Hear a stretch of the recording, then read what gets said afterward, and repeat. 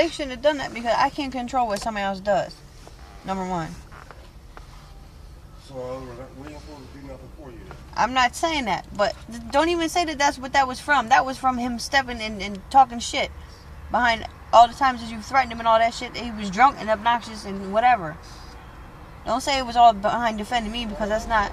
Yeah, you know that. Hey, you said yourself that you started some shit. That's what I just said.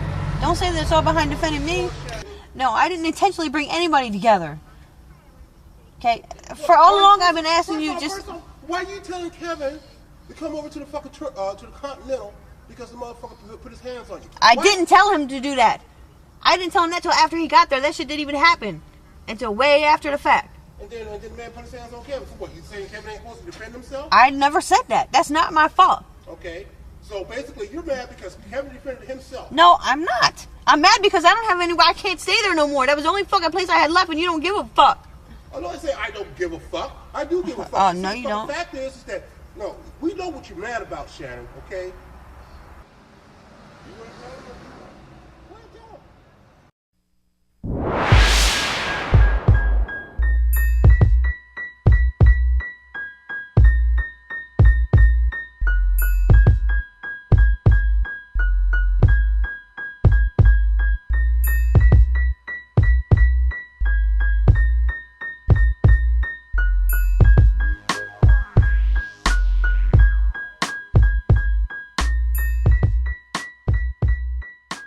You are hilarious. Oh, you're videotaping? Yeah.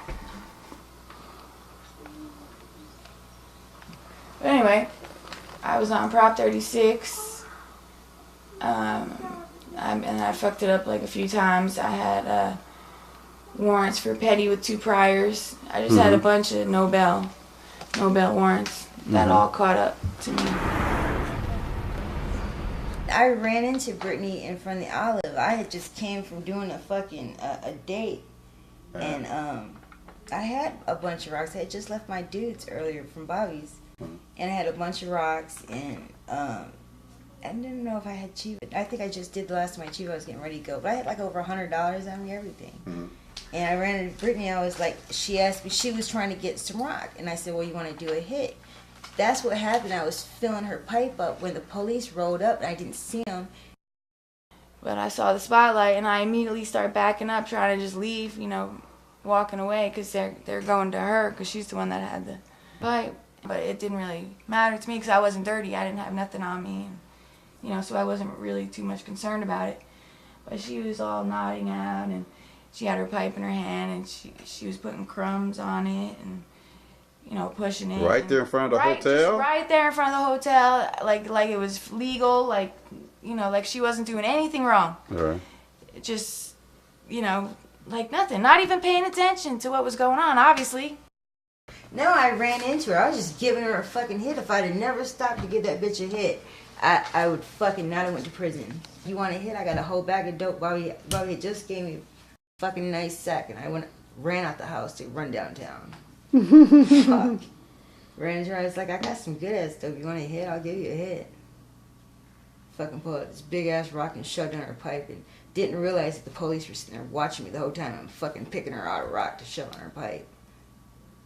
She had out all kinds of shit. You know how she is. She carries her shit in that big bag. And she did have some actual dope, but they didn't find it either. Oh, okay. She melted it or dropped it, but they never found it. His partner comes over and grabs me and tells me to stop, and I was like, I thought that was it, you know, because I've been absconding, and I, you know, pretty much thought I had a PAL warrant.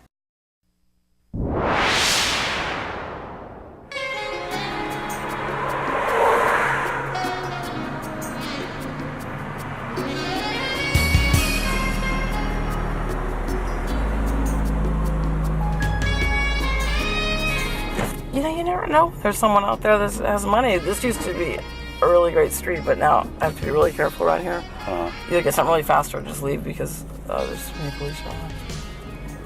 Yeah, I still have a lot of, you know, regulars, even from like when I started 4 years ago, that come looking for me. It's amazing. The same people from, you know, years come back over and over. My gimmick is sincerity. It's sincerity. I ended up there one night by accident. My ride got jacked up by the police and had to leave me.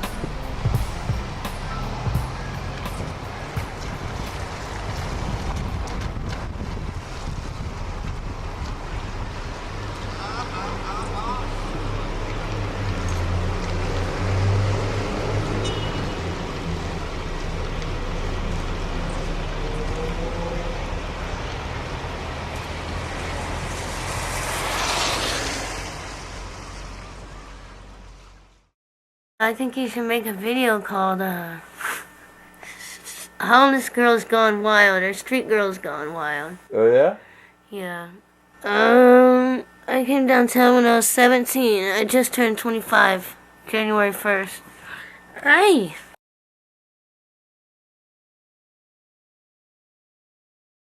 You remember Nate, right? I do. Okay. Shannon just got out of jail, and she had to stop through a rehab house. You remember Shannon, right? I do. Okay. Shannon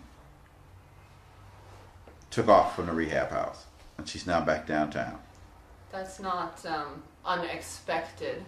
You know, for many rehab does work, for many rehab it hasn't worked, and for, you know, the select few, I guess, there are people who have not gone to rehab but have actually, you know, jumped into, you know, starting by going to meetings, getting a sponsor and doing that, and really, you know, holding themselves to it and getting a support group of people who are sober,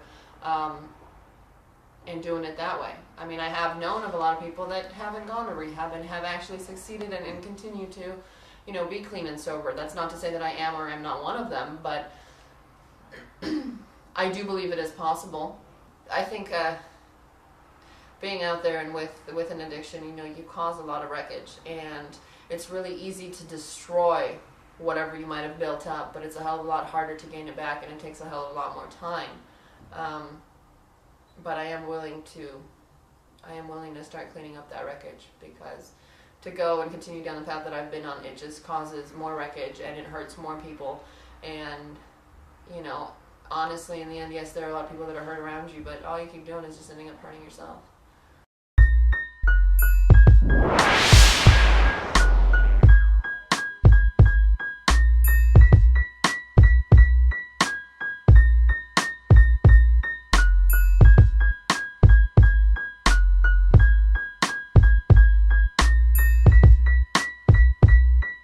What goes on here?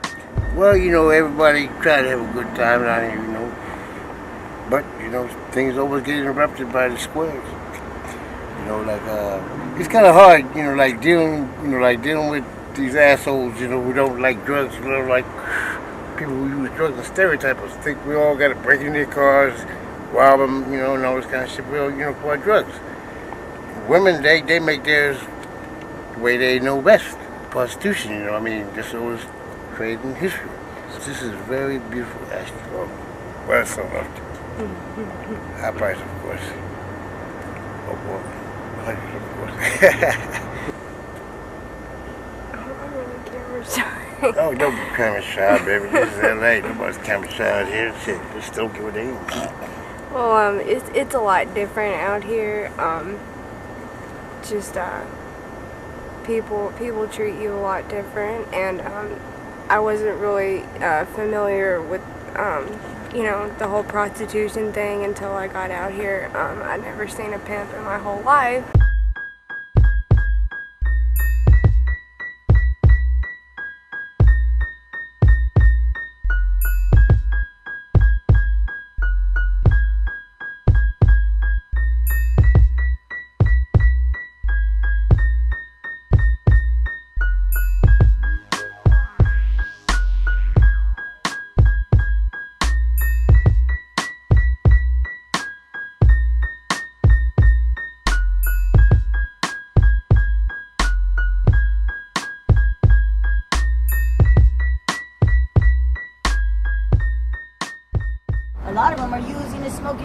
cells. Yeah. You know, I know because they come at me and they want head, you know, or they want a piece of ass, but I don't fuck.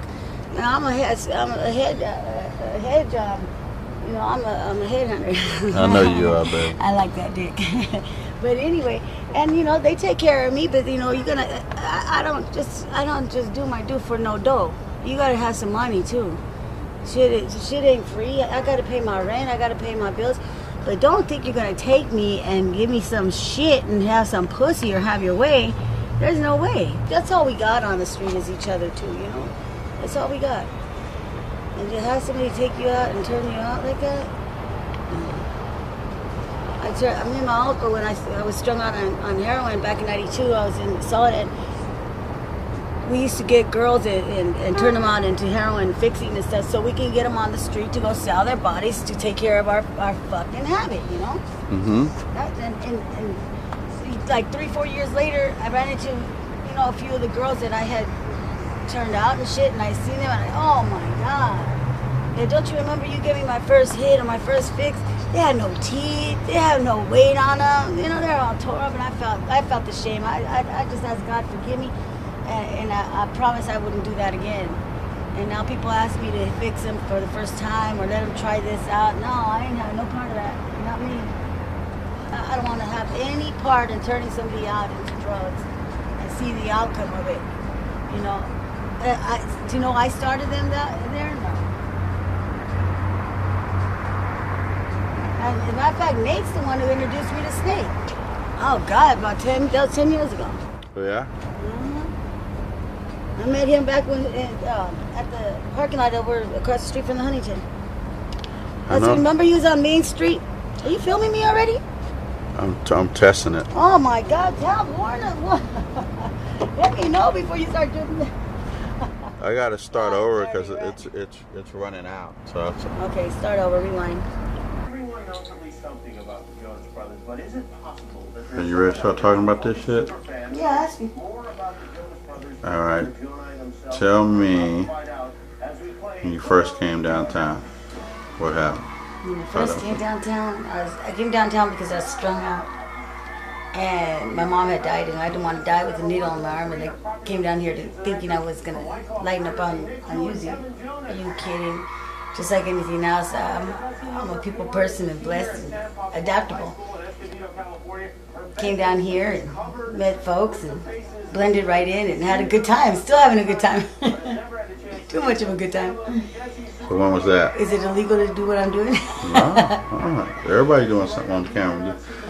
Okay. Nobody know what it is. Anyhow, you know, I've sold drugs most of my life, and then they got in during doing drugs. I got introduced to prostitution and found out that you can get paid and have sex and get paid. It was over after that.